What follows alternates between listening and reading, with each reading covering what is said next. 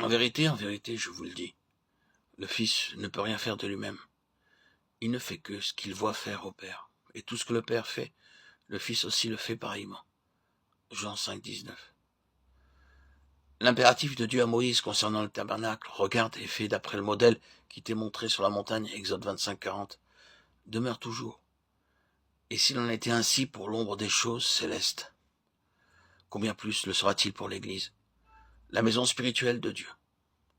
La déclaration de cette loi du ciel par la bouche du Seigneur renferme les mêmes éléments, les mêmes impératifs. Moïse devait regarder et faire rigoureusement selon ce qu'il voyait. Ceci est également le contenu de Jean 5, 19. Il ne fait que ce qu'il voit faire au Père. Et tout ce que le Père fait, le Fils le fait pareillement. Voir, faire pareillement, en parfaite conformité à la vision. Les déclarations, le Fils ne peut rien faire de lui-même, Jean 5, 19, 5, 30, montrent combien Christ était régi intérieurement par la croix. Il ne fit jamais référence à lui-même en consultant son âme, en s'interrogeant et en amenant une pensée ou suggestion. Il ne connut jamais la perplexité, parce qu'il avait sa vie entièrement dans le Père par l'Esprit. Il vécut dans une parfaite harmonie, ne voulant et ne désirant connaître et faire que la seule volonté du Père. Il ne connut jamais de heurts. Il demeura obéissant, même jusqu'à la mort de la croix.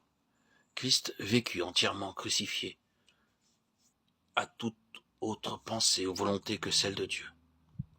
Mon jugement est juste parce que je ne cherche pas ma volonté, mais la volonté de celui qui m'a envoyé. Jean 5, 30. Christ avait comme nous une volonté, mais il n'eut jamais de volonté propre, aucun intérêt pour lui-même, ni pensée, ni regard. Quant au prix, sa volonté était une avec celle du Père. C'est ainsi que le Père mettait à sa disposition ses ressources infinies. Le ciel lui était ouvert et la puissance des cieux lui était disponible, parce qu'au centre de son être, la croix régissait tout dans son principe, et pour lui c'était toujours « je ne fais rien de moi-même, je ne cherche pas ma gloire, je ne parle pas de moi-même ». Cette loi du ciel fut la loi gouvernante et directrice dans le Fils de Dieu. Le faire dépendait de ce qu'il voyait. Il ne pouvait avoir une vision qui lui était propre, mais uniquement celle qui venait de Dieu. C'est la loi de la dépendance. Christ dépendait de la vie du Père. Je vis par le Père. Jean 6, 57.